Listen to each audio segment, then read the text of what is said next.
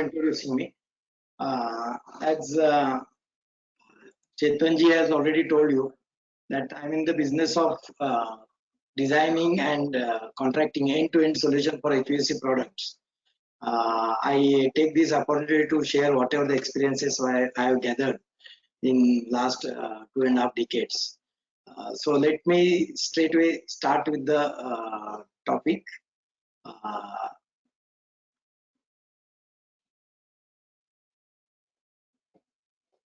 My screen is full, or it is? Just make it full, sir. It is not full actually. Make it full. It is not full. Okay, I'll make it. I'll make it. Wait. Make it full, sir. Go to slideshow otherwise. Great. That's fine. Please, sir. Now start. Again, you are muted, sir. Muted. Sir, you are muted. Unmute. Okay. Fine, so sir. let us start with what is HVAC. HVAC is an abbreviation for heating, ventilation, and air conditioning. In Indian context, heating is not much of relevance. So what I will explain you what is ventilation and what is air conditioning. Okay. So ventilation is something where you change the air quantity from one place to another. There are multiple applications of ventilation, like basement ventilation or parking ventilation, etc., etc. So subsequently, I will cover the ventilation also. Let us start with next slide. One second. Why it is not coming?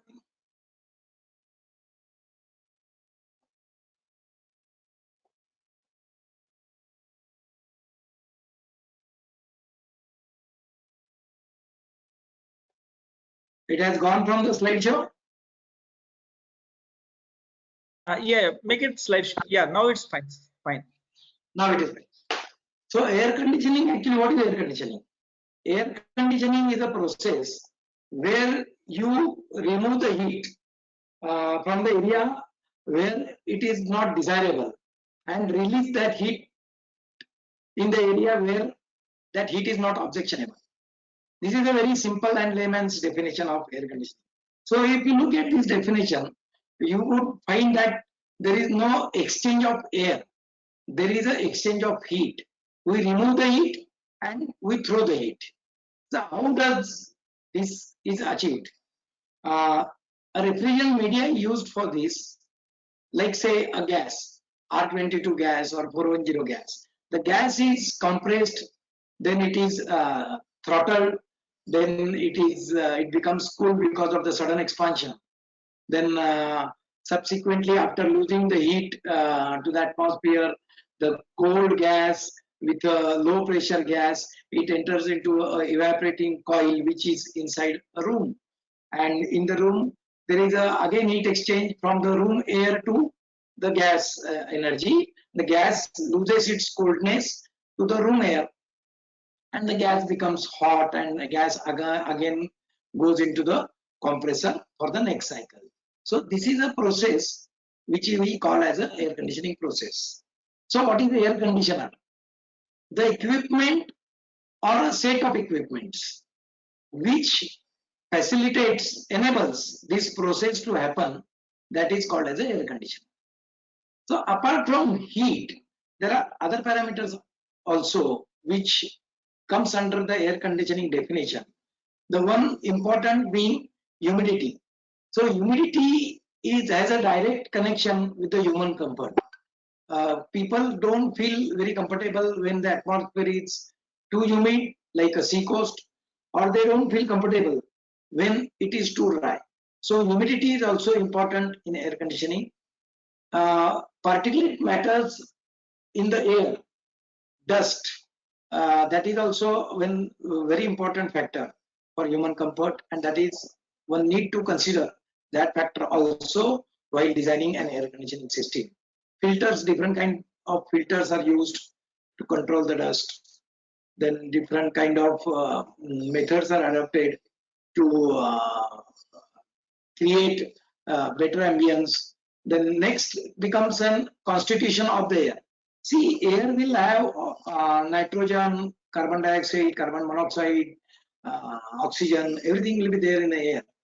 For person to feel comfortable, there should be an optimal level of oxygen in the atmosphere, in the air around him, and that O2 level is very important for the comfort.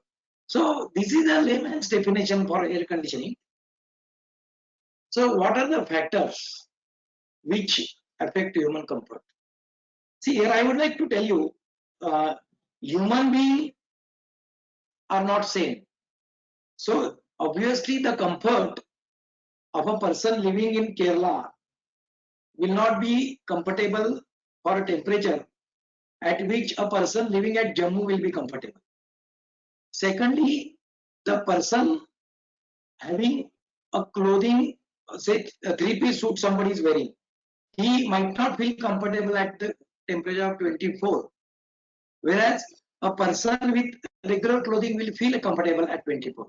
So clothing types and the insulation value of the clothes, it is important to understand the human comfort from case to case basis. Next one is metabolism rate. People working in a gym, they would like to have a lower temperature than the people resting in office. So metabolism rate will decide the temperature at which a person feels comfortable. These two are actually physiological factors. They will affect the comfort. There are other factors also apart from physiological factors, what we call as atmospheric factor, surrounding temperature.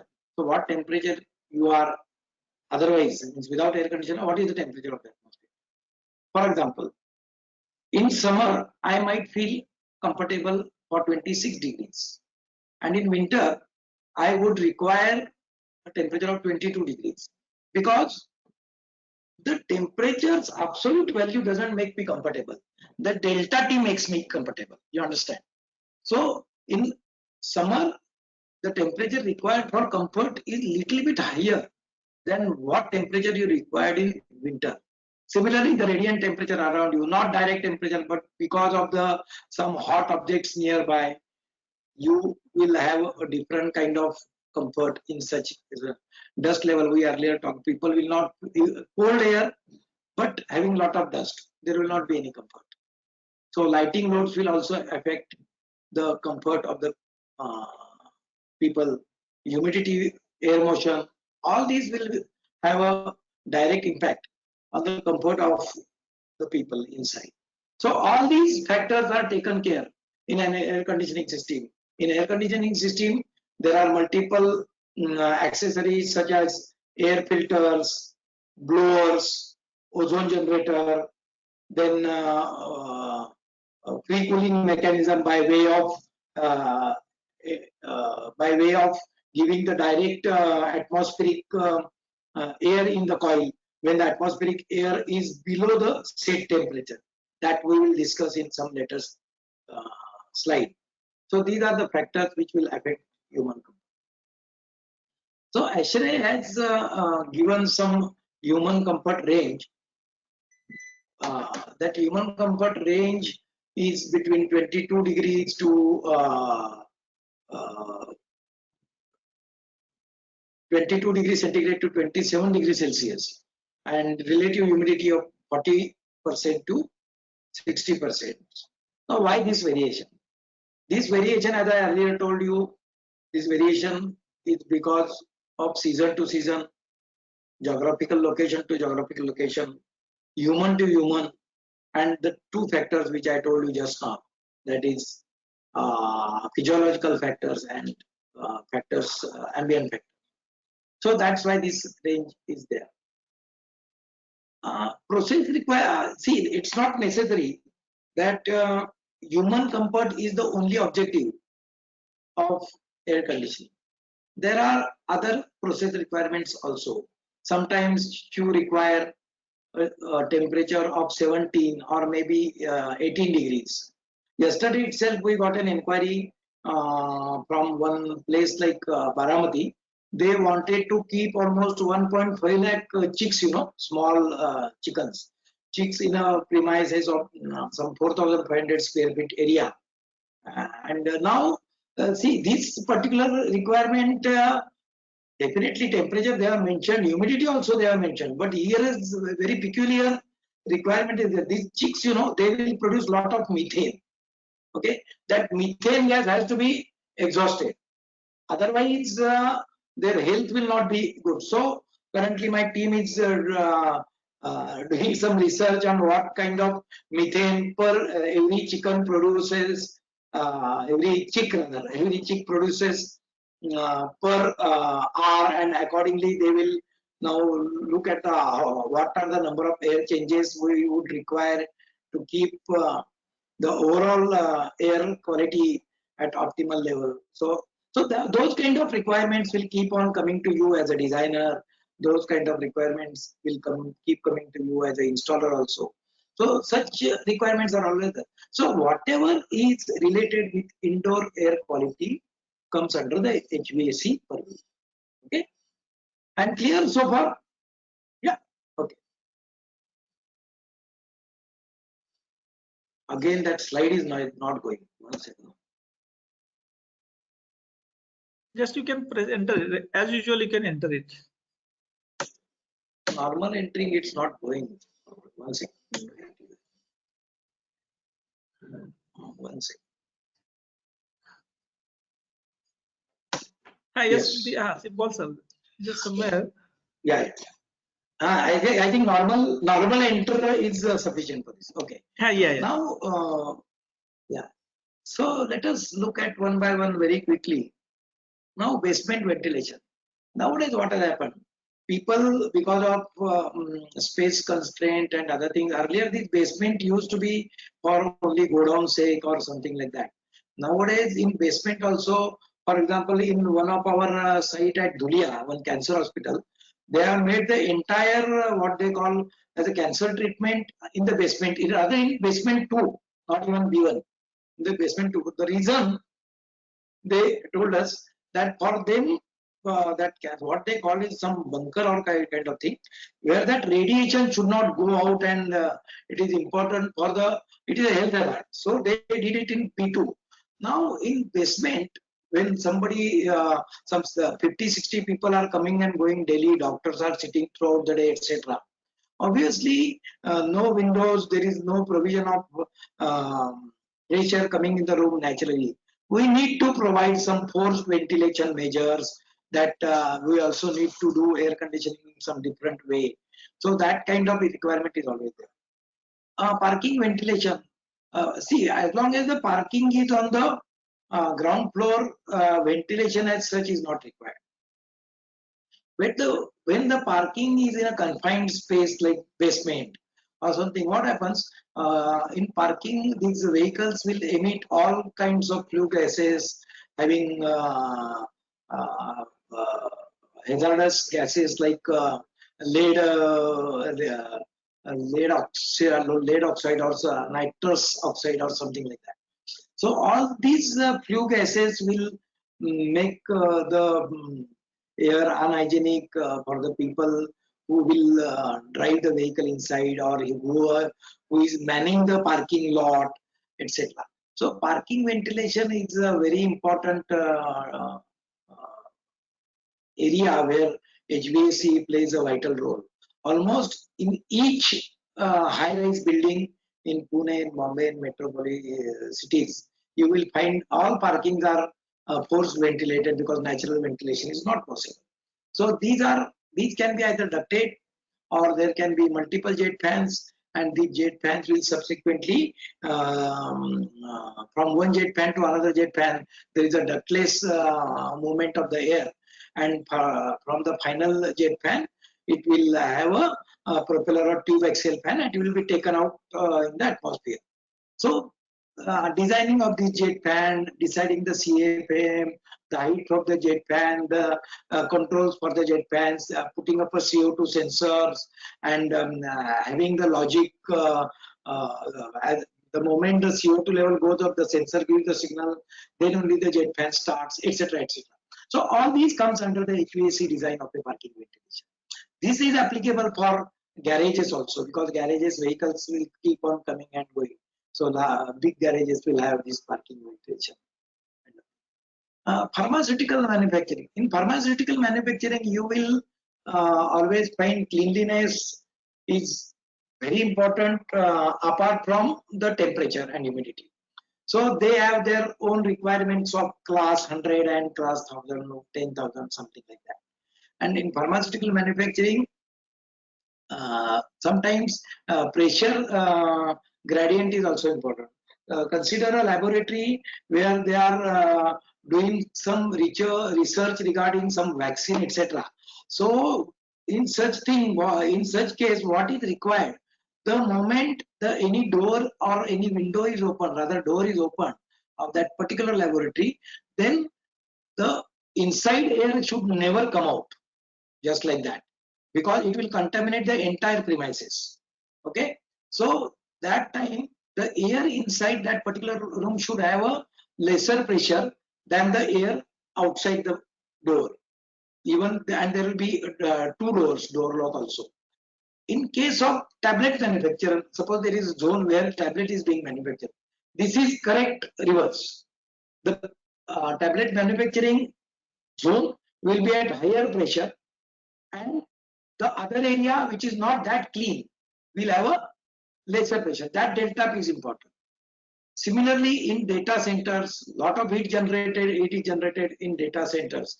Data centers cooling is the now most crucial thrust area in HVAC. Today only I read somewhere in the morning in newspaper how Google and Apple, they are having many of their data centers in European countries. So what they are doing to conserve energy. So a lot of work is going on in the data centers. Here you will find lot of sensible heat in the data. Very few people, but lot of heat generating equipments. Tunnels, you must have seen in all the tunnels there are big jet fans. You can see in the new tunnels also coming up, etc. So there will be jet fans, and that tunnel is a place where suppose in case something happens and vehicle get stuck for an hour or 2 hours, then these jet fans are absolutely important to provide pressure. Otherwise, there will be suffocation of hundreds of people, and things can become really worst. Movie theaters will have their own requirements of air conditioners, and in the lobby there will be people will come and go, and that requirement will be different. So a lot of footfalls will require more of a fresh air. In case of actual theater where people are sitting for 2-3 hours, the requirement is different. There you require a good amount of fresh air, but lesser air movement is okay because people are not having a lot of metabolic activity.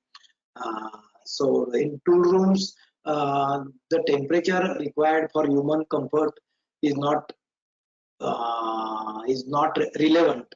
What is relevant here, the many gauges are kept, sleep gauges and all sorts of gauges are kept, and dimensional stability of all these gauges is absolutely important, because the tools which will be actually used in the shop floor will be either calibrated in this tool room, or some of these tools will be given in the shop floor to do the dimensional checkup. So all these tool rooms are really important. Meteorological lab also. These are important factors while designing air conditioning, and the temperature requirement is much lower than what is required for human. In operation theater, the requirement is typical. See, first requirement of operation theater, that operation theater should have a 3 to 4 mm of water, a positive pressure, 3 to 4 mm water column difference should be there between the area operation theater passage and operation theater. Because of this, delta P is absolutely important. Second requirement is in operation theater. Normal 24 degree, 25 degree temperature, you cannot design the air conditioning like that. 75 degree Fahrenheit, what we normally design for the rest of the area. So in OT, it is not like that. In OT, if you look at, there are so many lights. Okay, OT lights are there. Secondly, there are so many equipments like ventilators are there, then sterilizer is there. So many equipments are there. Every equipment will have 1 kW, 1.5 kilowatt, something like that. That percentage of that will be converted into heat. So lot of heat emitting equipments are there in operation theater. Thirdly, all doctors and paramedics present in any operation theater will be having a special kind of clothing, and those clothes are almost impermeable. If you give temperature of 24-25 degrees centigrade in operation theater, nobody will feel comfortable. So the temperature is much lower at around 20-21 degrees in all the operation theaters. Apart from this, operation theater will also have other HVAC requirements like UV light in the AHU air handling units, then pressure filtration, 10-20% whatever pressure you take, so that should be appropriately filtered, and then laminar flow is one of the important requirement for operation theater. In laminar flow, you cannot allow the supplier and returner to mix. Returner should go from the opposite direction. So these are the factors you should consider for operation theaters while designing HVAC.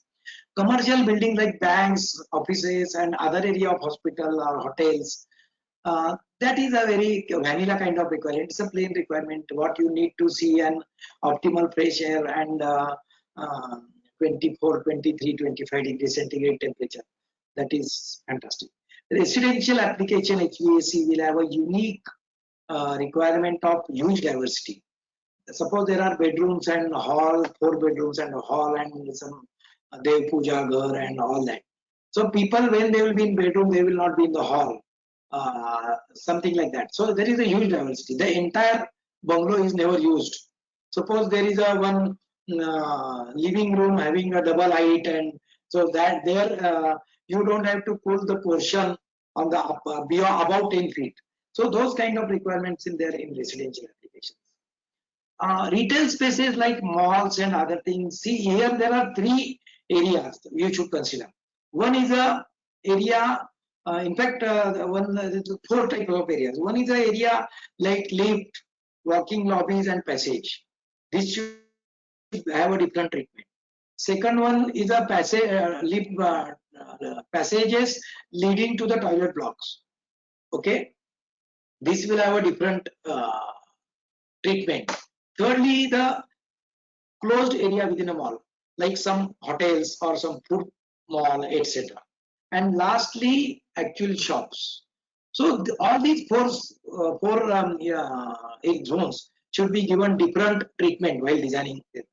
Lastly, public places like airports or metro railway station, here you require huge air movement.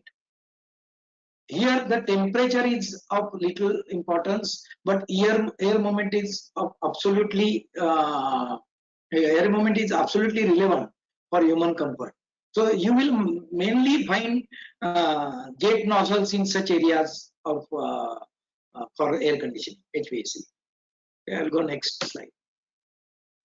I think any questions so far?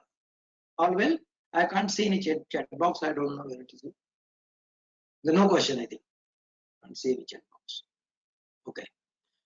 Now let us see quickly what are the types of air conditioning.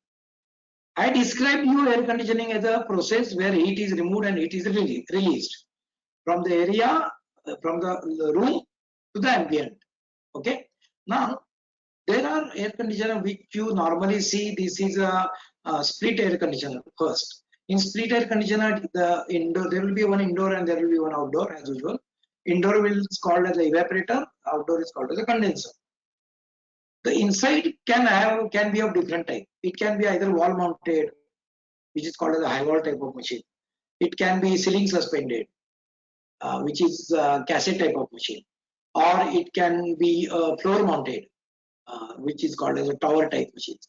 Again, these are further classified from their capacity point of view, that is 1 ton, 1.5 ton, so on and so forth. So this is just a split air conditioner, what you normally see. Next comes the ducted system. When the area is little bit large and when there is no scope of having multiple outdoor units, that time we go for this ducted system. So this is normally used in banquets or marriage halls or conference halls, etc. So in ducted system, it is little bit similar to this first split system, but the indoor is different. Here the indoor is comes with a bigger static like 20 mm or 30 mm static sometimes, and that indoor is indoor goes inside false ceiling, or it is suspended from the slab, and the duct is attached to it. That duct can be of different material. It can be GI or it can be puff with aluminum, factory backed aluminum foil, and that duct runs around the area which is to be cooled, and at different places in different cabins and in different zones, the cold air coming from the duct is taken out via diffusers or air grills, etc.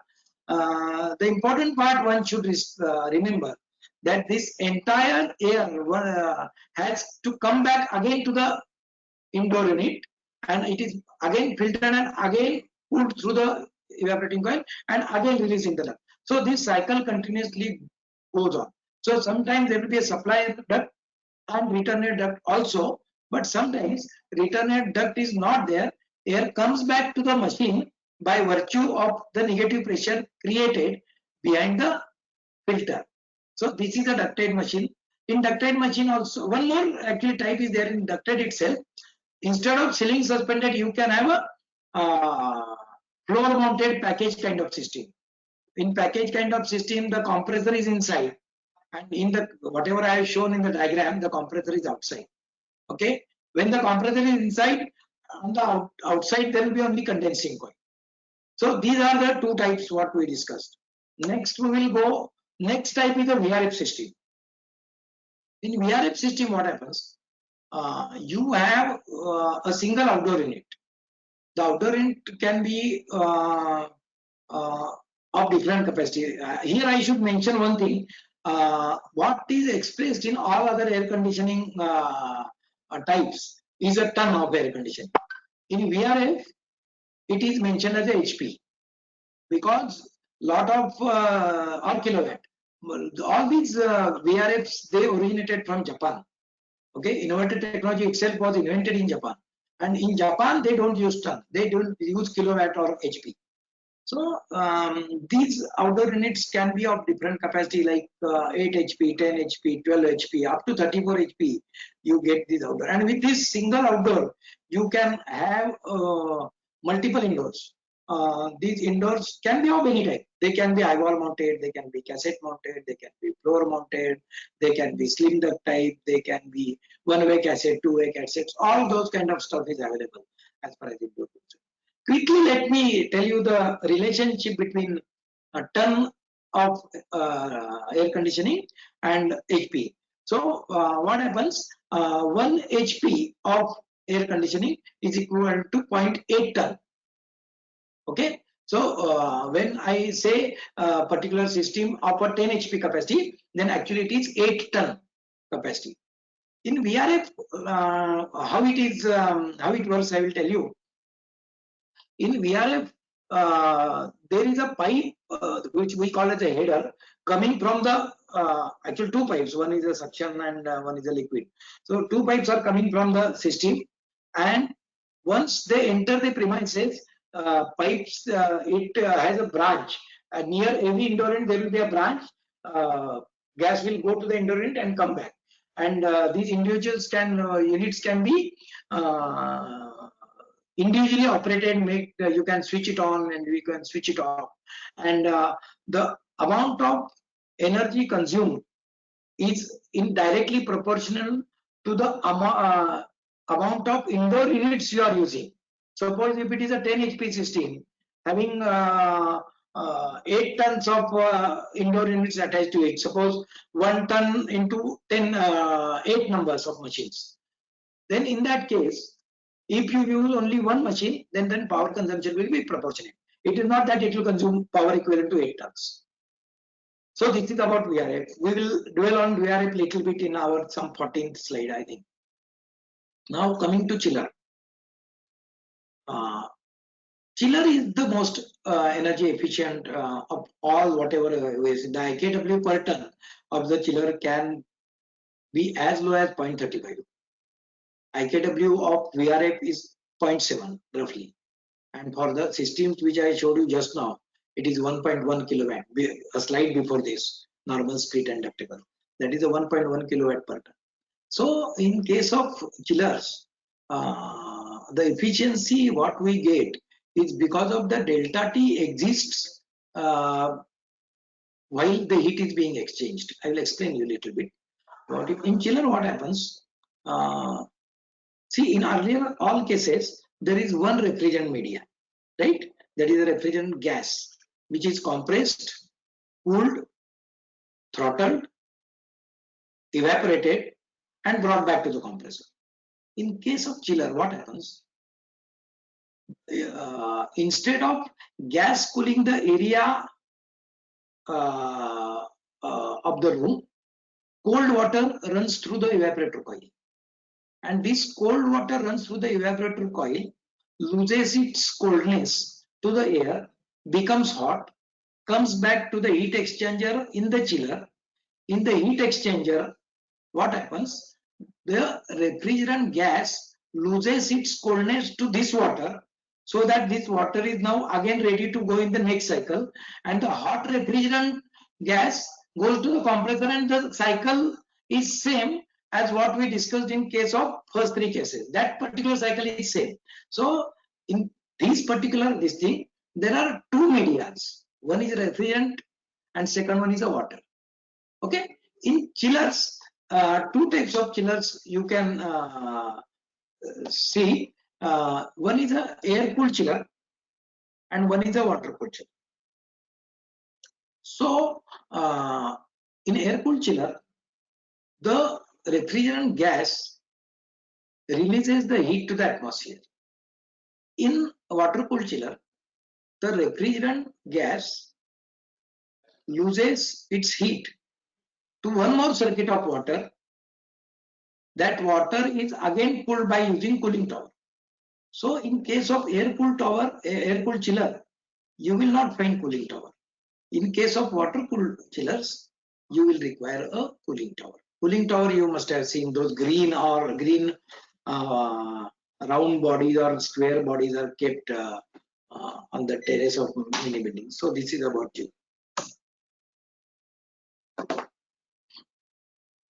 Now, any questions? No questions are coming. I don't know whether I'm explaining adequately well or not. Okay. Components of HVAC. Now, Coach sir, this everything is going well. This sharing and all that.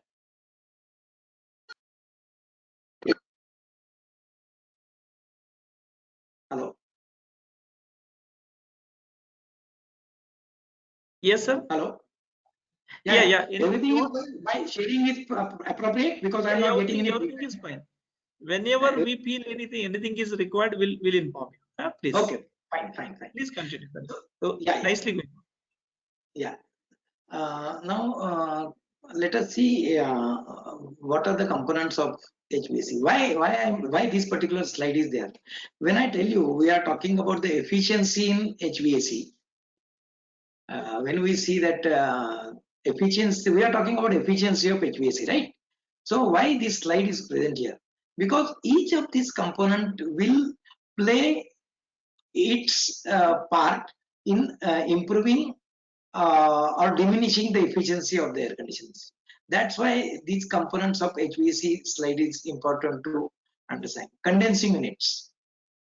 Condensing units, as I earlier told, it is important that the refrigerant media, refrigerant gas need to lose the heat to the ambient. Now, how it will do it? It will be done through condenser. Okay, the cleaner the condenser, the more efficient condenser will use more heat.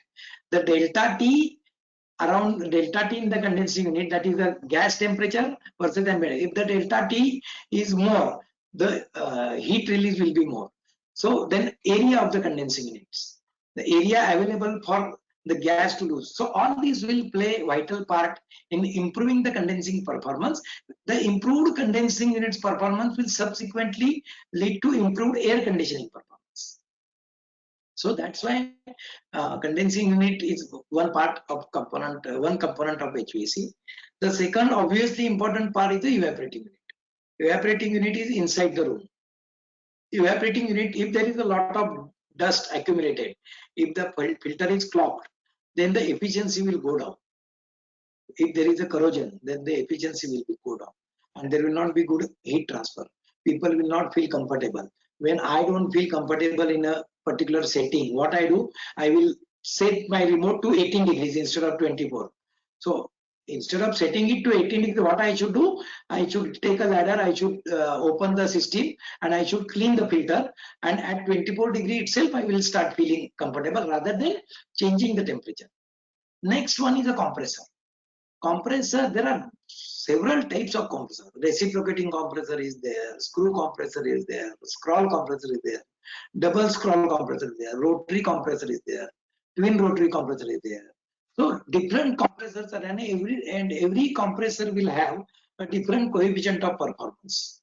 Every compressor will have its own sweet spot. For example, nowadays at very few occasions people use reciprocating compressor. Firstly, because it is not mechanically efficient, also a lot of bypasses are there, and secondly, it is noisy, it is consumes a lot of power. So people have already industry have already graduated to scroll type of compressors and other things. Next important component of in any HVAC is AHU, air handling unit, or sometimes we call as a fan coil unit. Air handling unit actually comprises so many sub-components like filters, or like scavenging air conditioner, or like motors, or chilled water coils. So the overall performance of the air handling unit will directly link to the performance of the HVAC. So efficiency of air conditioning largely depends on AHU. A treated pressure. So I'm going to dwell upon this particular TFA later, but I will quickly tell you here what is treated pressure. See, it is important that some quantity of 10%, 15% or 20% of pressure should come in the premises so that people will be comfortable. But when the room temperature is maintained by air conditioning equipment some 23 or 24 degrees centigrade, and if you bring unconditioned air inside, what will happen? That air will come along with that, it will bring lot of heat. So the system will have a excessive load on that.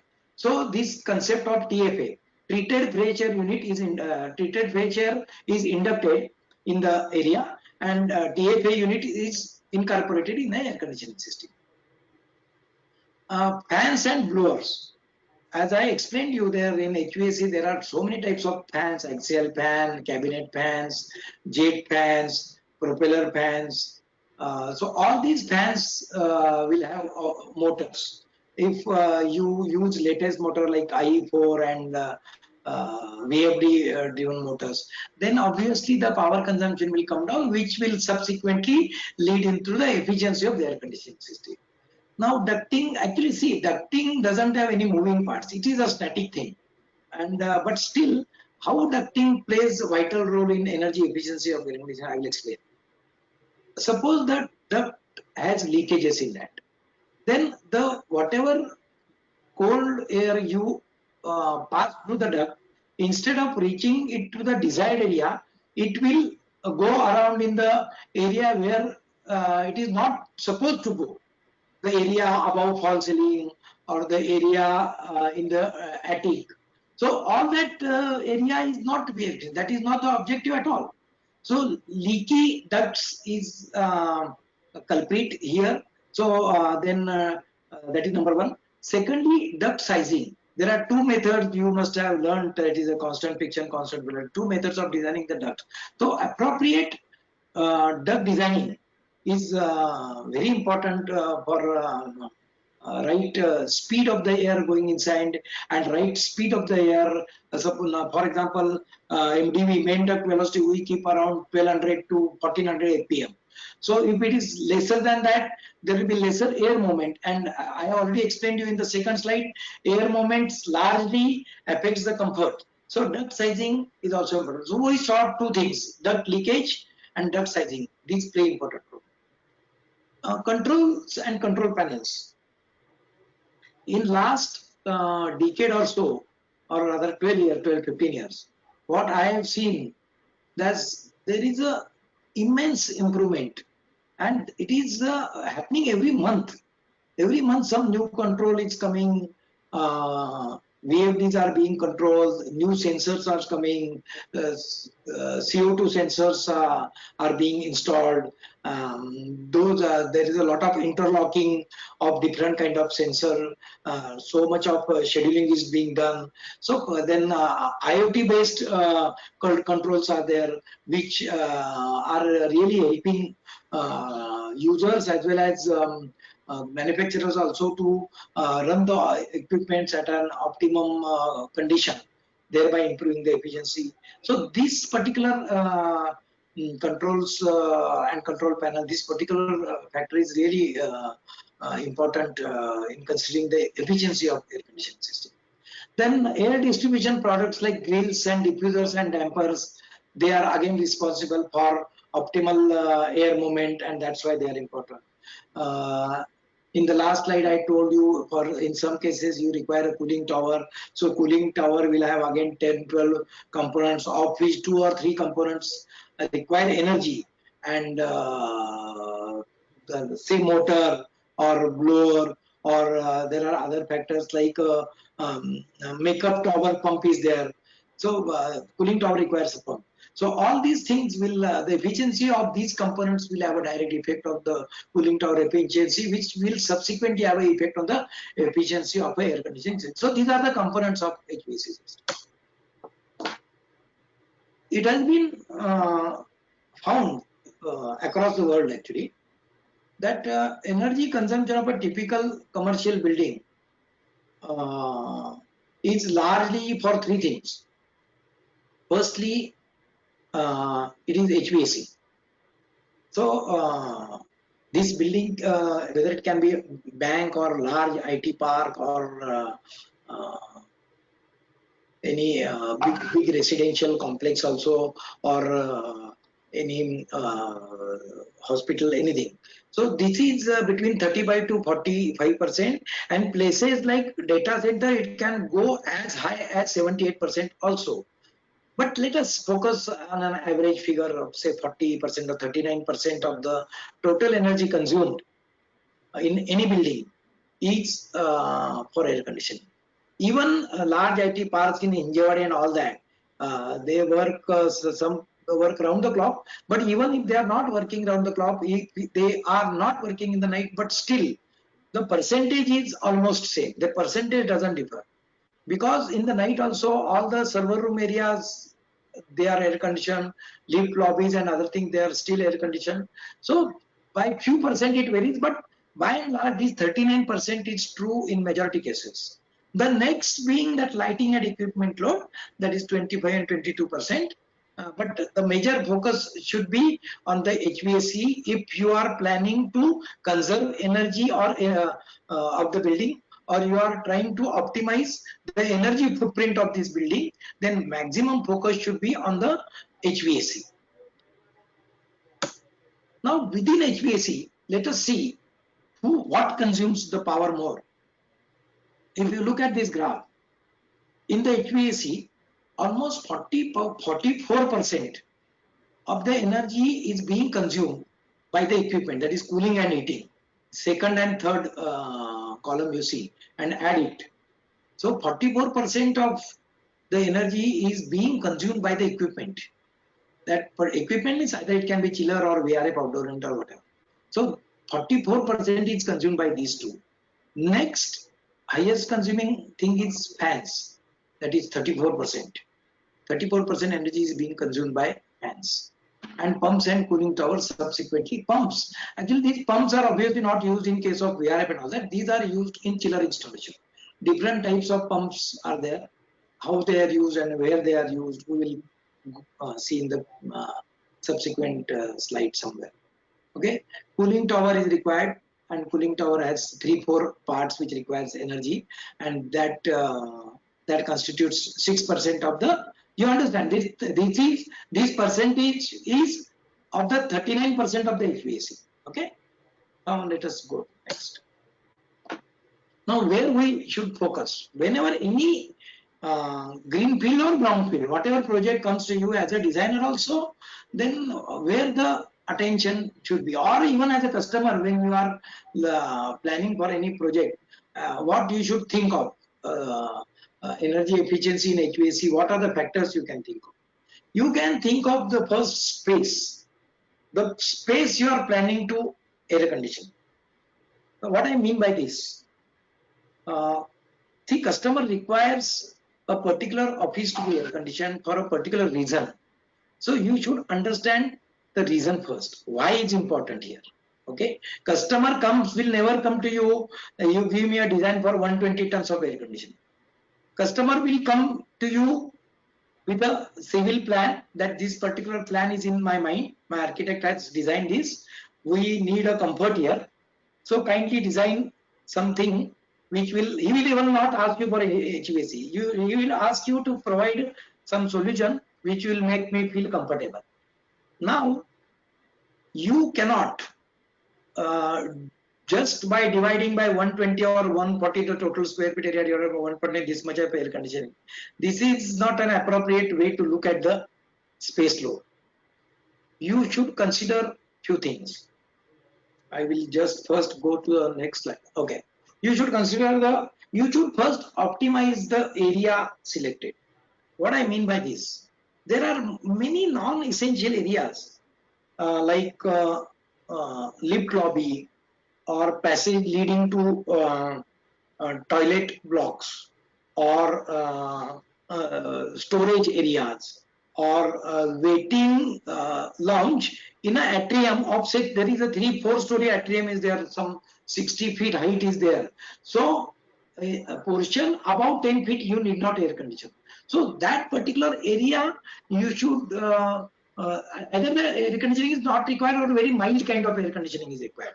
The air conditioning requirement is different for different zones. So that selection should be optimal. For that you need to talk to the customer. You need to understand how do they work.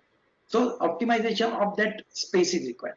Secondly, at the design stage itself, all the equipments in the space should be smart and should be of the latest generation, so that they don't consume lot of energy, they don't generate lot of heat. Similarly, turning off monitors or lights or computers when they are not in use can be automated. So this is also essential approach by an air conditioner designer. So that next comes walls. Actually, facade can be either a glass facade or it can be a wall kind of civil facade.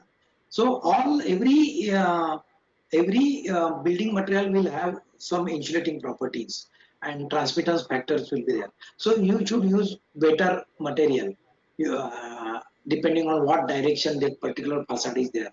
So for example, in case of bricks, you have clay bricks, you have cement bricks, you have fly ash bricks. Every brick will have its different transmittance factor published by ASHRAE.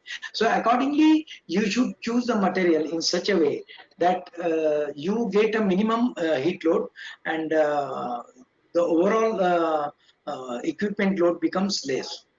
Next is glass and facade and windows. See, from windows, two types of heat loads are coming. One is when a solar ray enters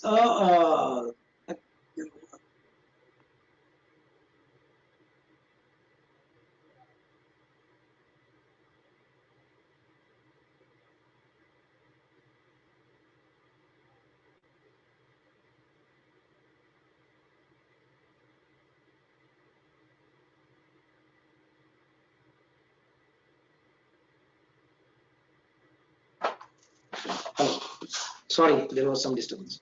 Yeah. Please. So No there issue. are two. Yeah. Now, actually, in solar radiation, there are two types of. There are two things why heat load is created because of solar radiation. First one is when a ray enters through a glazing and directly hits a surface. That surface becomes hot. And secondly, the solar glass panel becomes hot, and from the hotter side to the other side of the room, there is a convection of heat, and so these are the two reasons why solar radiation will create load on the heat load in the building. So these can be avoided by putting some awnings on the window, by some shading device, or putting films on the windows, like that. So DGU, that is double glass unit, is one of the very important and very significant solution for energy consumption. This has a very low conductivity, and as compared with this, sometimes in double glass unit also argon is filled, argon gas is filled. That is still better. This is though it attracts, and this is possible for greenfield project and not a brownfield project where you are doing some retrofitting kind of thing. Lastly, this space for this space load, sealing of the air is very important. Otherwise, straightway hot air will come inside the through the gaps between window and wall. So that should be avoided. Air sealing is of utmost importance.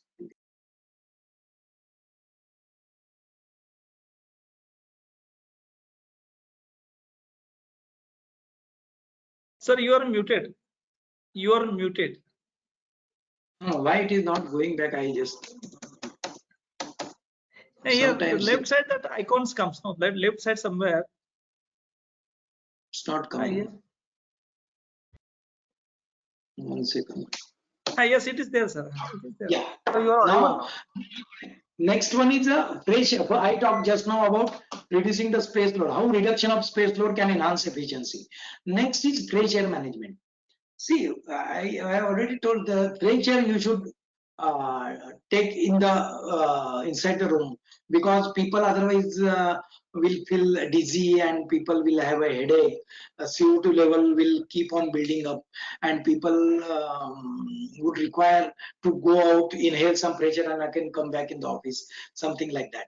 So if that is to be avoided, then right quantity of fresh air is absolutely important.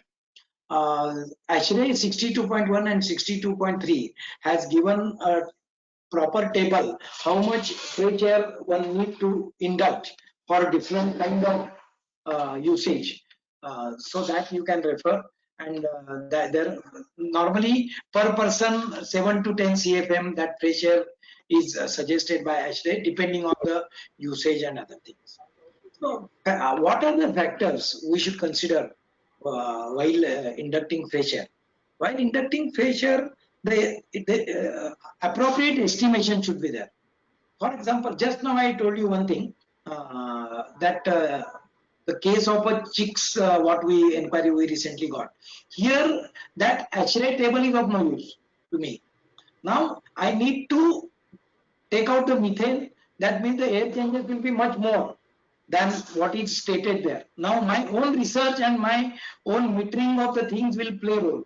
Now my people will go with gas analyzer in a day or two there, and there they will analyze the gas after every, or now the thing is, this is a green field, so they will go to some similar this thing that client has agreed upon, and they will do the actual checking, how much methane is being created and what is to be done. So the right estimation of the air intake is important, because the air will come along with that, it will bring heat inside. Right design, See, right design, what I mean by that, suppose if I bring air inside the premises and the opening of that air is kept somewhere near the supply air duct, then what will happen? The fresh air will come with humidity also. And the supplier duct will have a temperature at the grill some 12 degree or 13 degrees. So a lot of condensation will occur there. When the lot of condensation will occur there, water droplets will fall. So that should be avoided. So right design in the context of leaving the termination of the fresh air at the right spot. Similarly, the air should be sucked from the right area. For example, in a building, suppose a particular wall is continuously exposed to sun, and the wall behind the building on the back side there is a large tree, and that particular wall is continuously shaded throughout the day. So there is already 2 degrees delta T in the fresh air itself. So obviously, if possible, I should take the fresh air from that wall, not from the wall where the sun is there, right? So that kind of design one should, whenever a project comes in front of you, you should have that particular thing in mind. I should take air, fresh air from the area where it's not that hot, if possible. Right choice of equipments. Now I will show you what equipments in. Suppose if you just take a puncture onto the brick and a damper is fixed, from there also fresh air will come. But that fresh air will come, bring lot of humidity, it will bring lot of heat, and the huge pressure will be on the air conditioning system. So these heat recovery units are used many times. We have done it at many hospitals in Pune. So what are these heat recovery units? What do they do? Here, if you look at the left side, it is room, and right side, it is outdoors. Okay. From the outdoor, this fresh air is coming, it is getting filtered, and after filtration, it is gaining energy or gaining coldness, you can say in Indian context, gaining coldness from the exhaust or stale air, what you say. So that stale air is also entering from the room. It is also entering the heat exchange core. It is transferring its energy to the fresh air, and that fresh air becomes little bit cooler, and it enters the room, and the exhaust air goes out after losing the energy to the fresh air. Let us take a case. Suppose you have a pressure of say 38, 39 degrees centigrade and room air of 23 degrees centigrade. Had it been the case that near a simple normal damper is provided for the fresh air to come inside, the air temperature coming inside would have been 39 degrees or 38 degrees. When you put HRU, heat recovery unit, what happens? From 39, the temperature can drop to 32 degree centigrade while passing through the heat exchange zone, heat exchange core. And now the load on the air conditioning area is not that much, it is halved. That is, now it has to cool the air from 31 degrees to 24 degrees. As earlier the case was 38 degrees to 24 degrees. So this is called as a heat recovery unit. This is installed, this is normally ceiling suspended, and ducts are attached to it from the inside, and from the outdoor there are there is a bird cowl is there, and no ducting is there on the outside. So this is normally used. Here what you will see, that temperature is getting reduced of the heat air. However, we are doing nothing for the humidity. The air is as humid as it is when it is in the ambient. This particular heat recovery unit will have one more advantage. This will have lower acoustic pollution, because when you put a normal damper with a fan, you will hear a lot of noise of the fan inside. It is very irritating kind of noise. Okay, because it is a high speed fan just sitting in the damper, and here this fan, the entire box is acoustically insulated from the inside. So this particular unit will not hardly make any. What I believe is the dB level is hardly 56, 58 dB from 1.5 meter distance from the unit. So this is quite unit, and this takes care partially of the load because of the pressure. Okay. Now next comes enthalpy wheel. This is again an equipment which is kept in the passage of the air flowing in and out. On the top side, you see the air from the ambient is coming in, and from the bottom side, the return air is going out. So this is a desiccant wheel, commonly called as an enthalpy wheel also. So there is a desiccant materials like silica gel or zeolite or lithium chloride. That kind of material is either sprayed or impregnated or formed on a rotor structure is there, and it is a belt driven kind of thing, and this very slowly this rotor rotates, and this is kept in the passage of the air, both air, like air going out and air coming inside.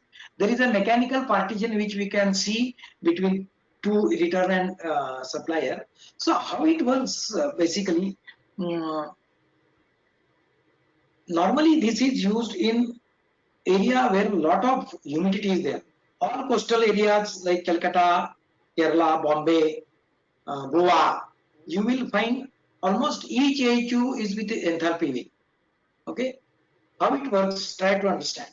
When outside air is very humid, say 80% RH, when this outside air passes over this wheel, passes through this wheel, the moisture, the desiccant material like silica gel or zeolite, it absorbs the moisture.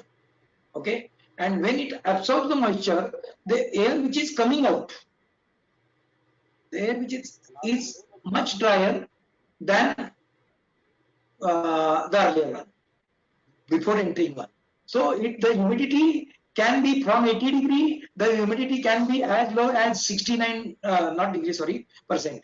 From 80% to it can be as low as 69%. Now, very interesting thing happens when the rotor rotates, and that particular half portion which is now saturated, you can say, with moisture, it comes down in the lower portion. The return air, which is comparatively dry because it is cold, right? The humidity is around, say, 53% or something like that. That air, while going out, it takes out the moisture from this material, and it becomes humid by the time it leaves the wheel. So again, all this material is ready for the next cycle. Otherwise, once saturated, it will cease to absorb moisture from the next cycle of the pressure. I understand. I think I am clear. So this particular zone is called as a regenerative zone. So in regenerative zone, what happens? The silica gel or whatever the desiccant material is there, that becomes ready for the further absorption of the moisture in the next cycle.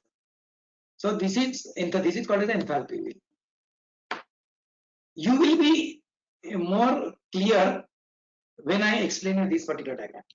This is a TFA. I mentioned about TFA some time back, treated pressure unit. So in treated pressure unit, what happens?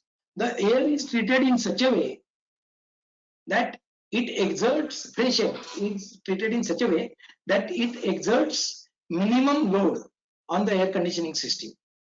So what are the two different loads on air conditioning system? First is moisture, that is called as a dehumidifying load, and second is a thermal load. So let us see how this works. From the left side, the air will come inside. It will be filtered, and it will once it is filtered, it will enter the heat exchanger. There is a Blower you can see with a motor attached to it. It will create negative pressure inside TFA, thereby pressure is sucked. And when this particular air enters into heat exchange, what happens? Like in a heat recovery unit, the heat exchanger works in the same way. The heat exchanger has two passages. One passage is of a scavenging air or exhaust air, which is cold but stale, which is cold but unhygienic, and that air goes out after losing its energy to the incoming air. So incoming air is partially uh, incoming air is partially cold. Subsequently, that incoming air is going through a condensing coil, rather evaporating coil, that can be chilled water or it can be DX. And when this air passes over this coil, it is further cooled, further dehumidified. There is a tray below that particular coil, and then it enters into the room. Now, in this is a particular entire TFA is there.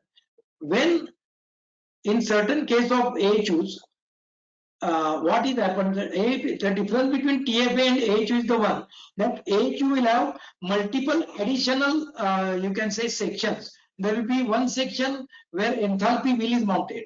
There can be one section where a return air is added into that. So what you get inside is a particularly properly dehumidified, properly cold air. So these are the advantages which are written. It removes moisture, it reduces load on the system, this captures energy from the exhaust, and this doesn't require any separate exhaust element for the exhausting air. So we covered just now how fresh air impacts and what are the measures to be taken while designing the system as far as fresh air is concerned. Now next comes opportunities for air conditioning. So retrofitting is the best opportunity for enhancing the efficiency in an air conditioning system. So what is retrofitting? Retrofitting is a process where you change either some components or most of the components or the entire air conditioning system in an existing building. So when we normally retrofit, when the building is 10 to 12 years old, when the installation is also 10 to 12 years old, when there is a frequent failure, when there is a lot of downtime, people are tired of frequent failures, that time people will think of putting up an brand new air conditioning system. That is also possible. Secondly, sometimes what happens, customer is planning to move to new premises. Okay, suppose customer is occupying second, third and fourth floor, and because of some arrangement they decided to occupy fourth, fifth and sixth floor. So fourth floor is common. So what they will say, anyhow we are now shifting to the new area, our air conditioning system is pretty old and you provide us some new energy efficient system. However, on the fourth floor being common, instead of changing the entire system on the fourth floor, you change few components. So that is a retrofitting opportunity where you can always use your knowledge for putting up energy efficient machines. Sometimes what happens, customer wants to invest lot of amount in a new system, but the budgetary constraint doesn't allow him to do so.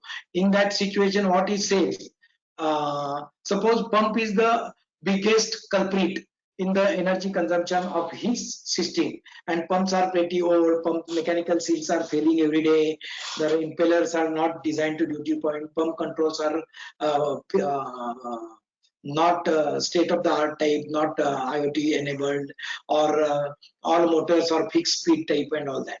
So that time he will say we will change pump and we will do only retrofitting, partial retrofitting.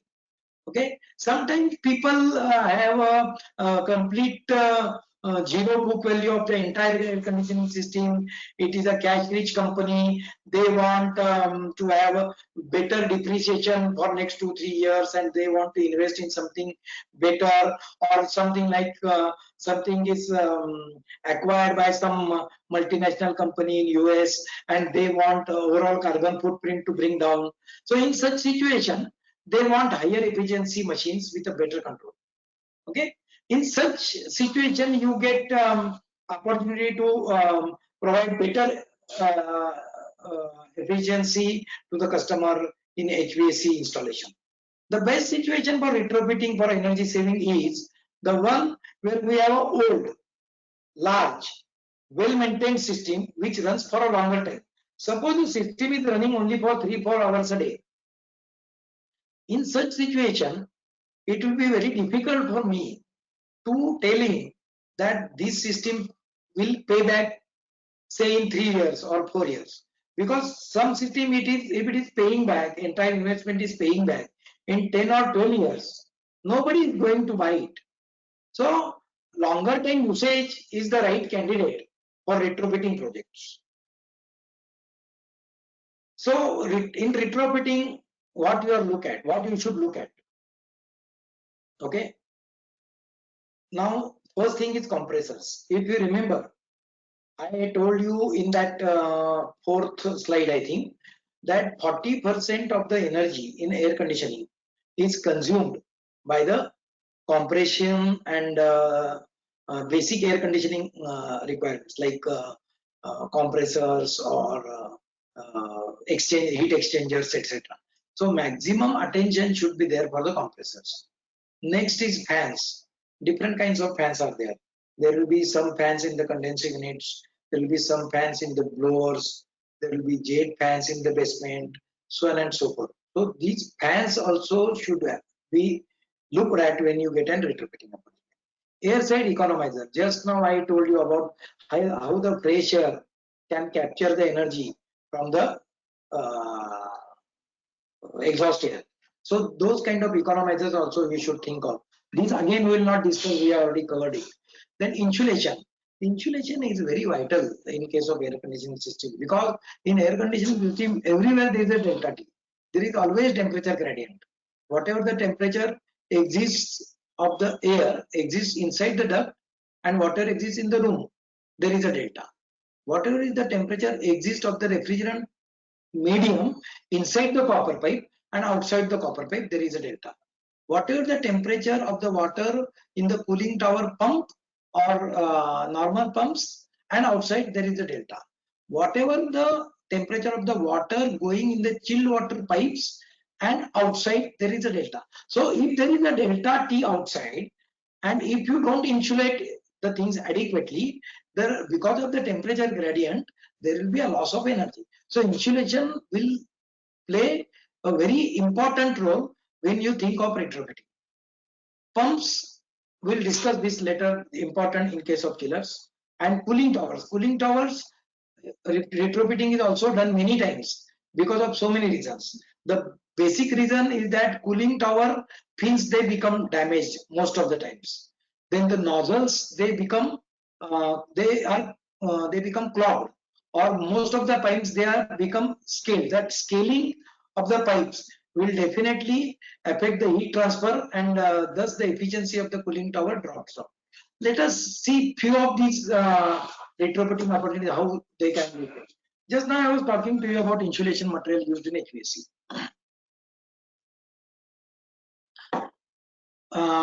Any questions so far? Nobody has any question? Okay. Insulation material, there are different materials used in insulation. Insulating material used in HVAC. The common material is glass wool. The next is thermocol. Next one is nitrile rubber, and the last one is puff, that is polyurethane foam. Now, all these materials, you must have seen all these materials. All these materials are available in different thicknesses, or they are available in different densities. They are also available in different shapes. like tubular insulation is available, or slab type insulation is available, or channel type of material is available. So different shapes they are available, and all these are used at different locations or to the different components. So how, which insulation material is to be used where, and what are the factors deciding that? First factor is thermal conductivity. So this particular factor is important because delta T will decide what is the thickness of the material which is to be used. You have already learnt in heat transfer that amount of heat transfer is inversely proportional to the thickness. So what should be the thickness of the thermal conductivity, thermal insulation material? Then secondly, what every material will have its own K values and R values. So depending on the cost factor or depending on the hygiene factor, you should use this material. Suppose if it is a food factory, you cannot use glass wool, right? Because airborne glass wool is not acceptable. Currently, we are doing one job for a company called Testibite at Yavan. So it is a huge job. So that insulation material they have recommended is very different from what we are using here, that is being imported by us, and which has a long UV stability, and which doesn't rot over time, etc., etc. So next one comes a reasonable strength. See, I mentioned PUF, one of the insulation material. Imagine that PUF is used for cold rooms, erecting a cold rooms. Will it stand? No, because in cold room, what happens? In a cold room, those panels are erected directly on the floor inside a shade. So that mechanical strength is not there for PUF panel. A simple punch by hand will break that particular thing. So what is done? On the both side, CRC sheets are pasted. Of course, not locally, but in the factory itself. So strength is given to PUF. So it should be non-combustible also. It should not catch fire. The reason is obvious. It is a EH&S requirement, health and safety requirement. So it should be non-combustible. Next is a resistance to fungus, and there is a standard for this. Particularly, this is applicable in case of food industry and pharma industry, because see what happens. This insulation can attract moisture. Insulation will always have moisture on it because the pressure coming in, there will be a gradient in the RH also. And the moment there is a gradient in RH, depending on the dew point temperature, there will be a formation of the water droplets. And in such situation, fungus and molds should not occur on the insulation. Just I'll interrupt, Then sir. Kulkarni sir, just I'll interrupt. That resource person for the next session has joined actually. Within 5 minutes or 10 minutes maximum, you can conclude. Just check how much is pending. 1 second, but what are the minutes left for me? Number 10 minutes. 90 minutes actually it was expected. So just 10 minutes is okay, sir. 10 minutes. Okay. So I will quickly this thing pass. Yeah. So next, So I have already explained you how controls play role in energy efficiency. Now, very important thing which is now being used all over is a VRF system. So, what is VRF system? In VRF system, what is important, that all the compressors are of inverter type. In inverter type of compressor, what happens? If you see the purple line here, in the purple line, the desired temperature is being achieved by using fixed type of compressors. That is non-inverter compressor.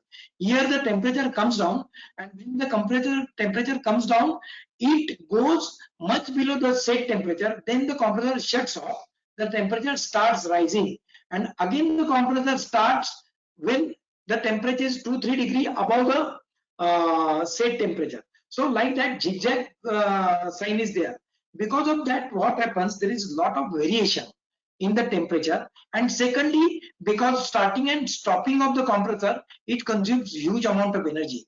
In case of inverter compressor, if you look at the red line, that when the temperature drops, the compressor speed also gets modulated and compressor becomes slow. The compressor becomes so slow that at a very low RPM, the RPM, very low speed, the RPM is only 10 or 12 RPMs per minute. And the compressor will consume lesser and lesser energy as the temperature reaches the set point.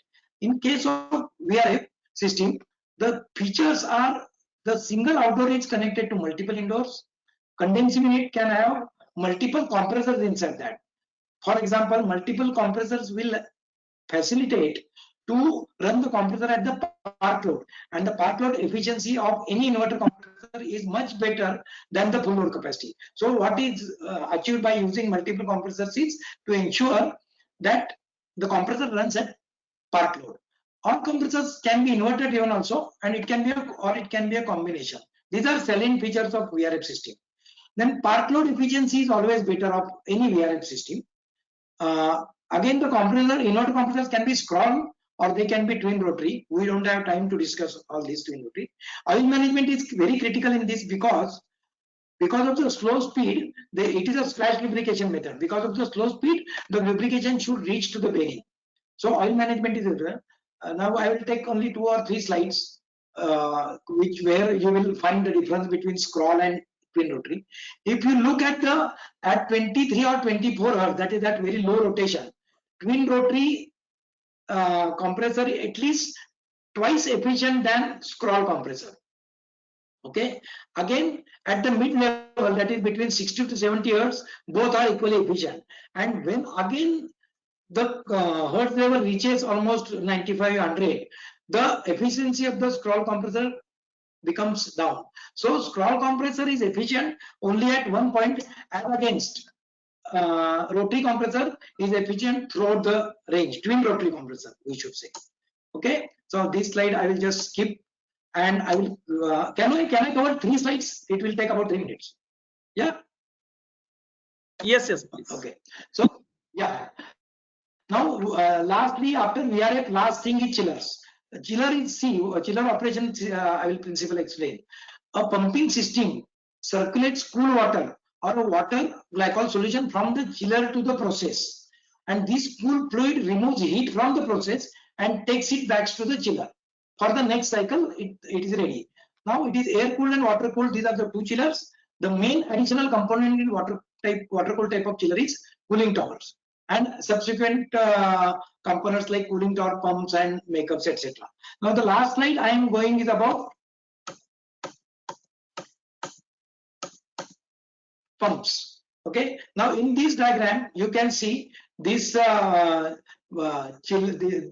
are chillers, chiller 1, chiller 2 and chiller 3 is there, and on the right side you have evaporating units. These can be either AHUs or FCUs, and these yellow primary pumps you can see. So this is a constant flow system.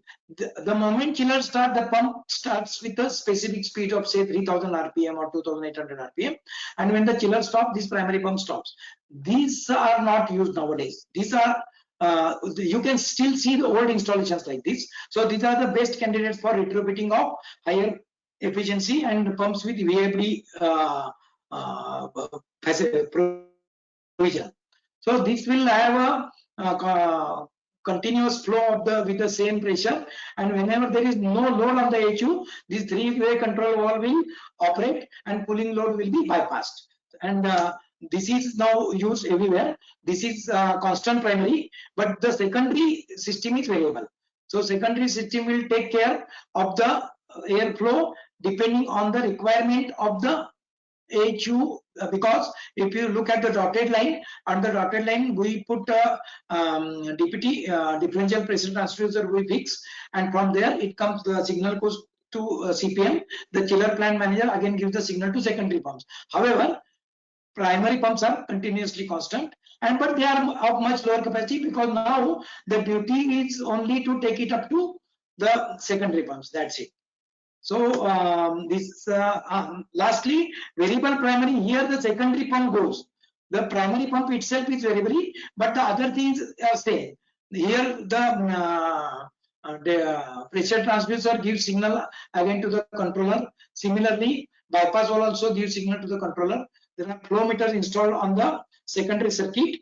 They will give signals to controller, and they signal. There is a logic in the controller which takes care of the overall load of the system, and accordingly the pump speed is modulated. And this is the latest one. Now you can see all latest installation with this type of picture. Thank you very much. I am through with this. Yeah. Sir, indeed, it was a great presentation. Very nicely you have presented. You have started from the basic and reached to the utmost latest what is happening in HVAC industry. Even you have discussed 2-3 case studies also. That's great, great part, sir. Any doubt, any questions from audience participants?